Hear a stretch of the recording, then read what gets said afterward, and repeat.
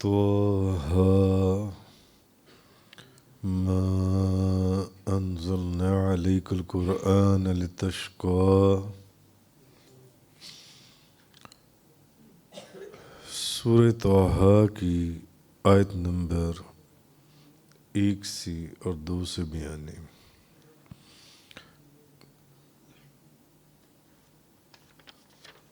امام عبد الرحمن بن علی بن محمد جوزی حنبلی وہ اس کے شان نزول میں لکھتی ہیں، یہ جو پہلی آیت میں نے آپ کے سامنے بیان کی طه،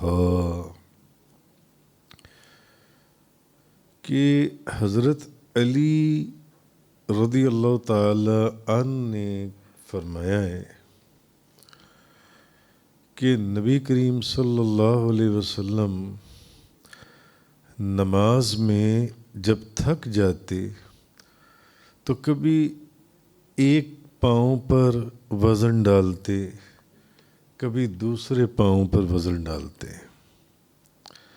جب حضور نماز پڑھتے پڑھتے تھک جاتے، بعض لوگ تھک جاتی ہیں، ابھی آپ میں سے کئی لوگ تھک گئے ہوں گے، 17 اور 20 عشاء اور نماز تراویح کی 37 رکعتیں آپ لوگوں نے ابھی پڑھی ہیں۔ تو امام حضرت علی کرم اللہ وجہ الکریم فرماتے ہیں کہ نبی کریم صلی اللہ علیہ وسلم نماز میں تھک جاتے تو کبھی ایک پیر پر وزن ڈالتے تو کبھی دوسرے پر، تو تب یہ آیت نازل ہوئی۔ اچھا، اور یہ بھی کہا گیا ہے کہ جب رسول اللہ صلی اللہ علیہ وسلم پر قرآن کریم نازل ہوا تو آپ نے اور صحابہ کرام نے نماز پڑھی اور بہت ہی لمبا قیام کیا، بہت لمبا قیام۔ تو قریش نے کہا کہ اللہ نے محمد صلی اللہ علیہ وسلم کو مشقت میں ڈالنے کے لیے ان پر قرآن نازل کیا ہے۔ اس کا ذکر کل بھی تفصیل سے گزرا تھا جب اس سورت کا تعارف کروایا گیا تھا۔ قریش نے کہا کہ یہ اللہ نے محمد صلی اللہ علیہ وسلم کو مشقت میں ڈالنے کے لیے، تکلیف میں ڈالنے کے لیے ان پر قرآن نازل کیا ہے۔ اور پھر کل میں نے ایک روایت اور بھی بیان کی تھی کہ ابو جہل، نضر بن حارث اور کچھ لوگوں نے نبی کریم صلی اللہ علیہ وسلم کو یہ طعنہ دیا، انہوں نے کہا آپ نے ہمارے دین کو چھڑائے، اس لیے اب آپ مشقت اور مصیبت میں پڑ گئی ہیں، ان لوگوں نے یہ کہا۔ تو تب یہ آیت نازل ہوئی جون سی ہے۔ تو اب یہ جو حروف ہیں طه، یہ حروف مقطعات ہیں۔ اچھا، مفسرین نے اس حرف کے مختلف معنی بھی بیان کی ہیں۔ ان میں سے ایک معنی یہ بھی ہے جو کل اس کے انٹروڈکشن میں نے عرض کیا تھا کہ طه تاجدار دو جہاں، شاہ سوار لامکاں، مالک زمین و آسماں، روح کن فکاں، نبی پاک صلی اللہ علیہ وسلم کے اسماء مبارکہ میں سے ایک اسم ہے۔ طه حضور کے ناموں میں سے ایک نام ہے، حضور کے ناموں میں سے ایک نام ہے طه۔ تو جس طرح اللہ نے آپ کا نام محمد رکھا ہے، اسی طرح آپ صلی اللہ علیہ وسلم کا نام طه بھی رکھا ہے۔ اللہ کے بے شمار نام ہیں، نبی کریم صلی اللہ علیہ وسلم کے بھی بے شمار نام ہیں. یہ تو روایت میں نے آپ کے سامنے حدیث بیان کی. حضور کے کئی نام ہیں جن کا ہم اکثر ذکر کرتے ہیں. تو حدیث شریف میں بھی ہے، بعض علماء کے نزدیک یہ اسماء حسنہ میں سے بھی ہے، اور حدیث میں بھی ہے کہ یہ نام طٰہٰ نبی کریم صلی اللہ علیہ وسلم کا نام ہے. یہ نام، اور بعض کی رائے یہ ہے کہ طٰ سے مراد طہارت اور ہا سے مراد ہدایت ہے. بعض مفسرین نے لکھا ہے طٰہٰ طہارت اور ہدایت سے، اور اس کو اللہ نے بطور رمز بیان کی ہے.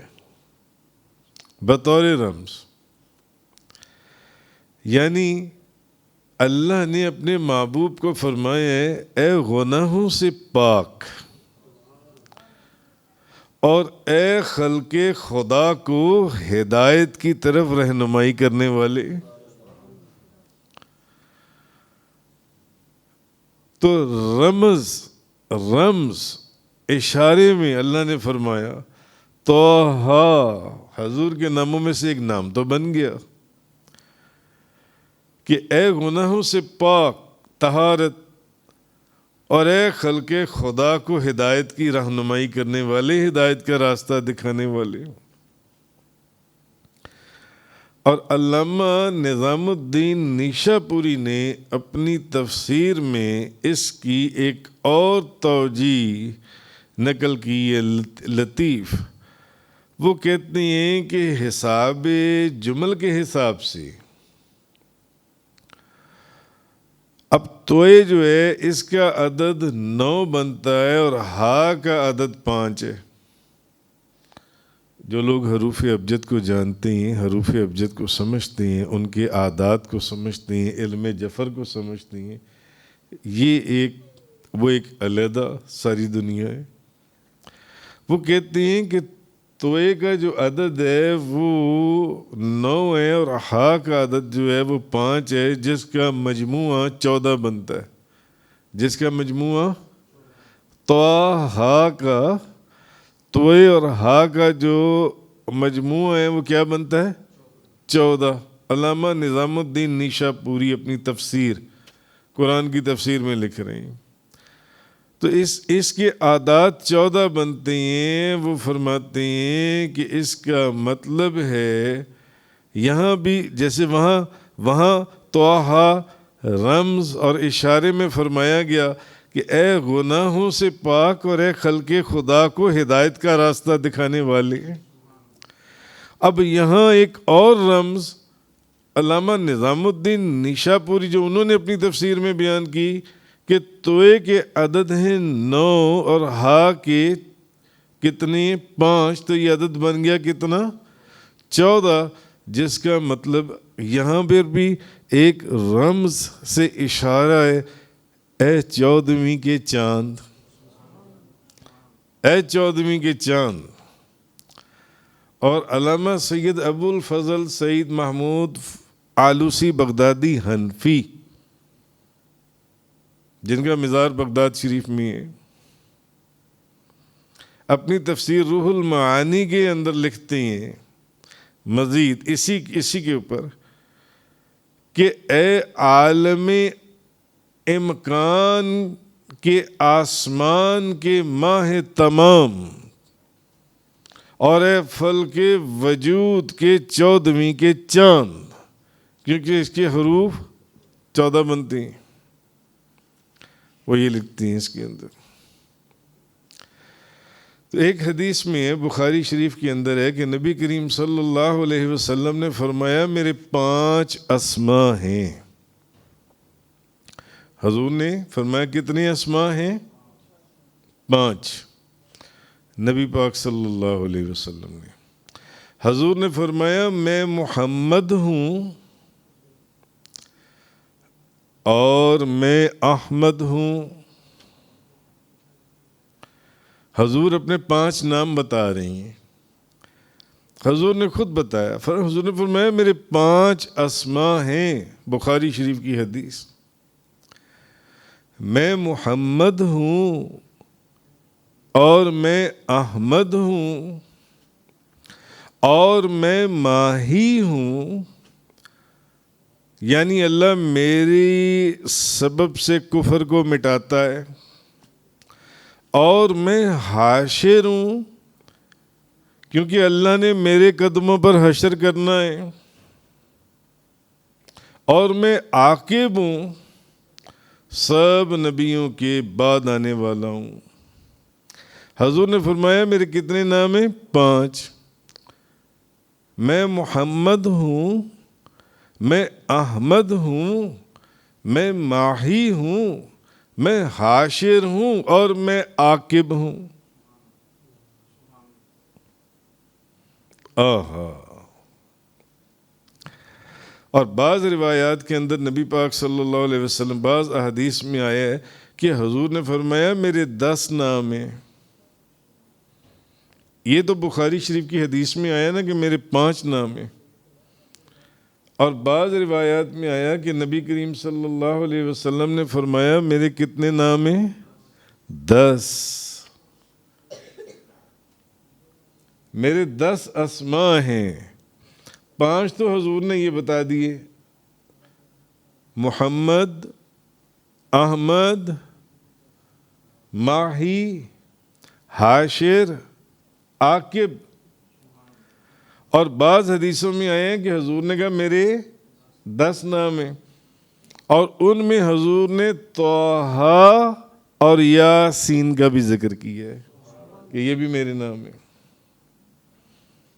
اکثر لوگ اپنا نام عاقب رکھ لیتے ہیں, اکثر لوگ اپنا نام یاسین رکھ لیتے ہیں, ہے کہ نہیں ہے؟ حضور کے ناموں میں سے. تو اس حدیث میں فرمایا حضور نے میرے 10 نام ہیں. اور بعض اولیاء اور صوفیاء نے کہا کہ اللہ کے 1000 نام ہیں. اللہ کے کتنے نام ہیں؟ 1000 نام ہیں اللہ کے. اور ان اولیاء نے یہ کہا کہ نبی کریم صلی اللہ علیہ وسلم کے بھی 1000 نام ہیں. اللہ کے 1000 نام ہیں اور نبی کریم صلی اللہ علیہ وسلم کے بھی 1000 نام ہیں. 1000 نام, 1000 اسم ہیں. مگر علامہ ابو بکر محمد بن عبداللہ ابن عربی مالکی وہ لکھتے ہیں کہ رہے اللہ کے نام جو 1000 کا عدد ہے تو وہ بہت کم ہے.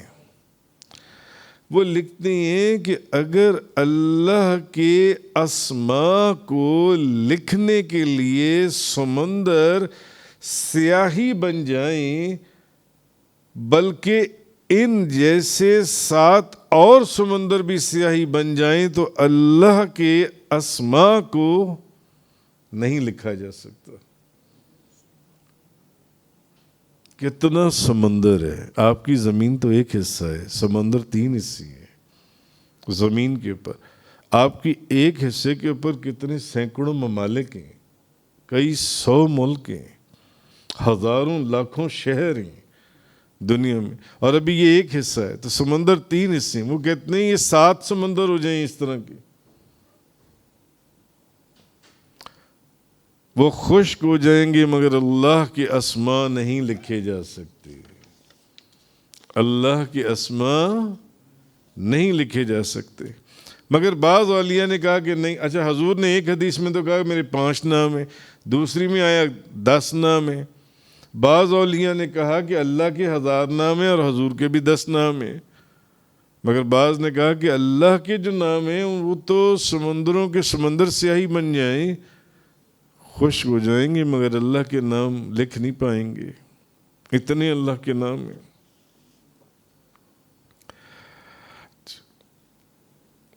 بعض علماء نے نبی کریم صلی اللہ علیہ وسلم کے اسماء کی تعداد 99 تک پہنچائیے، اور وہ اکثر آپ اوراد و وظائف کی کتابوں میں پڑھتے بھی ہیں، لکھے ہوتے ہیں ان کے اندر۔ اب 99 ناموں کا ذکر ہے نبی کریم صلی اللہ علیہ وسلم کے، اور 99 نام ہی اللہ تبارک و تعالیٰ کے بھی ملتے ہیں آپ کو اوراد و وظائف کے اندر، جو آپ لوگ پڑھتے ہیں اکثر اپنے اوراد و وظائف میں۔ بعض دوست پڑھتے ہیں اللہ کے اسماء گرامی، اور بعض نبی کریم صلی اللہ علیہ وسلم کے، تو اللہ کی بھی اسماء حسنہ پڑھے جاتے ہیں جن سے۔ اچھا، اب قاضی ایاز مالکی رحمۃ اللہ علیہ وہ لکھتی ہیں کہ اللہ نے اپنے جو اسماء حسنہ ہیں ان میں سے 33 اسماء کے ساتھ نبی پاک صلی اللہ علیہ وسلم کو بھی خاص فرمایا ہے۔ جو اللہ کے اسماء حسنہ ہیں ان میں سے نبی کریم صلی اللہ علیہ وسلم کے کتنے اسماء کو خاص فرمایا ہے؟ اپنے اسماء حسنہ کے ساتھ 33۔ اچھا، اور بعض نے لکھا ہے کہ قرآن مجید اور پرانی کتابیں ان میں جب تلاش کیا گیا تو آپ کے اسماء کی تعداد 300 ہے، مگر کہیں پر 5 آ رہا ہے، کہیں پر 10 آ رہا ہے احادیث کے اندر، کہیں پر 1000 آ رہا ہے، کہیں پر 300 آ رہا ہے، کہیں پر 99 آ رہا ہے، 99 آ رہا ہے، اور کہیں پر 300 آ رہا ہے۔ اور بعض صوفیہ نے کہا کہ آپ کے نبی کریم صلی اللہ علیہ وسلم کے اسماء کی تعداد اللہ کے اسماء کی طرح 1000 ہی ہے، جس کا ذکر میں نے پہلے بھی کیا ہے۔ اچھا، اب قرآن کے اندر نبی کریم صلی اللہ علیہ وسلم کے جو اسماء مبارکہ ہیں، قرآن میں نبی پاک صلی اللہ علیہ وسلم کے اسماء مبارکہ جو کہ اللہ کے بھی اسماء مبارکہ ہیں، اسماء حسنہ ہیں، اللہ کے بھی ہیں۔ مثلا اللہ کا 1-2 اسم ہے، رؤوف بھی ہے اور رحیم بھی ہے یا نہیں؟ یا اللہ تو بڑا رؤوف اور رحیم ہے۔ اللہ کا ایک اسم رؤوف بھی ہے اور رحیم بھی ہے، اور نبی کریم صلی اللہ علیہ وسلم کو بھی قرآن نے رؤوف اور رحیم فرمایا ہے، اور یعنی میرا محبوب مومنوں کے ساتھ بڑا رؤوف اور رحیم ہے۔ اب یہی اسماء اللہ کے بھی ہیں، رؤوف اور رحیم۔ اللہ کا ایک نام نور بھی ہے، نور یعنی آسمانوں اور زمینوں کو منور کرنے والا، اور مومنوں کے دلوں کو ہدایت سے نورانی کرنے والا۔ آپ صلی اللہ علیہ وسلم کو بھی نور فرمایا ہے۔ تو بعض اسماء نبی کریم صلی اللہ علیہ وسلم کے قرآن نے وہی بیان فرمائے جو اللہ کے بھی اسماء حسنہ ہیں،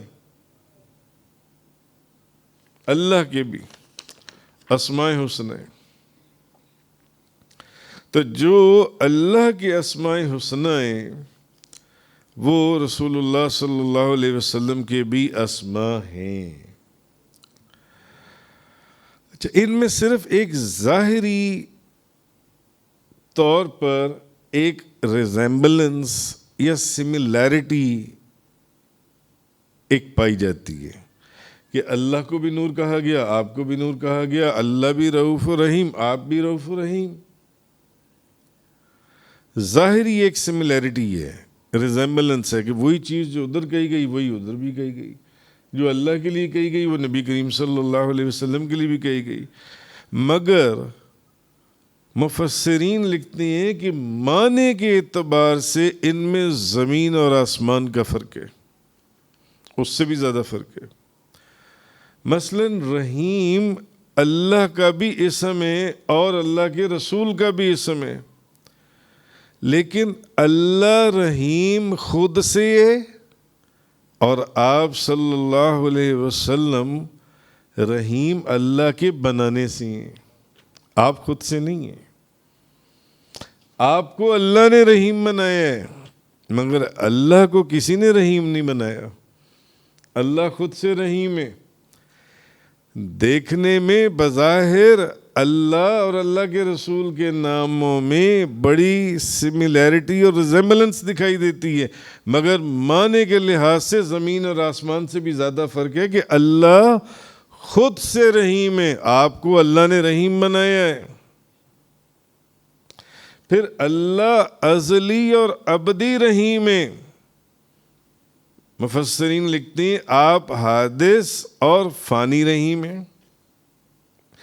پھر اللہ کی رحمت کے آثار غیر متناہی ہیں، لیکن آپ کے متناہی ہیں، کیونکہ وہ خالق ہے، آپ مخلوق میں سے ہیں، اللہ کی بہترین۔ بہرحال آگے فرمائے ما انزلنا علیک القرآن لتشقی، اے محبوب ہم نے آپ پر یہ قرآن اس لیے نازل نہیں فرمایا کہ آپ مشقت میں پڑ جائیں، آپ تکلیف میں پڑ جائیں اور ساری رات قیام کر کر آپ تکلیف اٹھائیں۔ حالانکہ حضور اللہ کی عبادت کر رہے ہیں، مگر اللہ کو یہ منظور نہیں ہے کہ آپ ساری رات اتنی تکلیف اٹھائیں کہ پاؤں میں درد آ جائے، پاؤں میں تکلیف آ جائے۔ تو اس آیت کا جو شان نزول ہے وہ یہ ہے کہ نبی کریم صلی اللہ علیہ وسلم اللہ کی عبادت کرنے میں بہت محنت فرماتے تھے۔ جیسے میں نے پرسوں لیلۃ القدر کی رات بھی ایک حدیث آپ سے عرض کی تھی، جس کو روایت کی ہے بی بی عائشہ صدیقہ تو یہ بتا ہے زاہدہ عابدہ رضی اللہ تعالیٰ عنہا نے۔ اور اچھا پھر آپ پوری رات قیام میں گزارتے، یہاں تک کہ نبی پاک صلی اللہ علیہ وسلم کے پاؤں مبارک سوج جاتے تھے، اتنی تکلیف اور مشقت اٹھاتے تھے، اتنی نماز میں قیام فرماتے تھے کہ آپ کے پاؤں سوج جاتے تھے نبی پاک صلی اللہ علیہ وسلم کے۔ تو تب یہ آیت نازل ہوئی اور جبریل علیہ السلام نے حاضر ہو کر اللہ کے حکم سے عرض کیا کہ آپ اپنے پاک نفس کو کچھ آرام دے دیں، محبوب اپنے نفس کو کچھ آرام دیں، اس کا بھی حق ہے۔ اور ایک قول یہ بھی ہے کہ نبی کریم صلی اللہ علیہ وسلم لوگوں کے کفر اور ان کے ایمان سے محروم رہنے پر بہت زیادہ افسوس اور حسرت کی حالت میں رہتے تھے کہ یہ لوگ ایمان کیوں نہیں لاتے۔ تو آپ کے مبارک قلب پر اس کی ایک تکلیف ہوتی تھی، ایک رنج ہوتا تھا۔ تو اس آیت میں فرمایا گیا ہے محبوب آپ رنج و منال، اس رنج اور تکلیف کی کوفت نہ اٹھائیں، کیونکہ قرآن پاک آپ کی مشقت کے لیے نازل نہیں کیا گیا کہ آپ اتنی جو تکلیف اٹھاتے ہیں کہ اگر یہ ایمان نہیں لاتے آپ اپنے دل کو اتنا تکلیف کیوں دیتے ہیں، اپنے دل کو اتنا پریشان کیوں کرتے ہیں۔ اور دوسری چیز جو ایک روایت ہے کہ آپ ساری رات نماز میں کھڑی رہتے تھے، عبادت میں بہت کوشش کرتے تھے جس سے پاؤں سوج جاتے تھے۔ تو فرمایا کہ آپ اپنے نفس کو بھی تھوڑا سا آرام دیں، اپنے جسم کو بھی تھوڑا سا آرام دیں، آپ اتنی تکلیف کیوں اٹھاتے ہیں جو ان سے۔ تو نبی کریم صلی اللہ علیہ وسلم کی اللہ سے محبت، اور ایک بات جو یہاں سے نکلتی ہے عبادت کا شوق، یہاں سے ان آیات سے ہمیں پتہ چلتا ہے۔ حالانکہ وہ جن کا صدقہ دنیا نے بخشے جانا ہے، حضور کی اللہ سے محبت اور عبادت کا شوق جو ان سے، اور اس کے ساتھ انہی آیات میں سے یہ بھی پتہ چلتا ہے کہ اللہ کی آپ سے محبت، ادھر حضور کی اللہ سے محبت، محبوب محب کی محبت اور محب محبوب کی محبت۔ کہ بس وہ ساری رات ان کا ذکر کیے جا رہے ہیں اور وہ انہیں کہہ رہے کہ نہ کچھ آرام بھی کر لیں۔ تفسیر قرآن کا یہ لیکچر انگلش میں سننے کے لیے براہ کرم ڈسکرپشن میں موجود لنک پر کلک کریں۔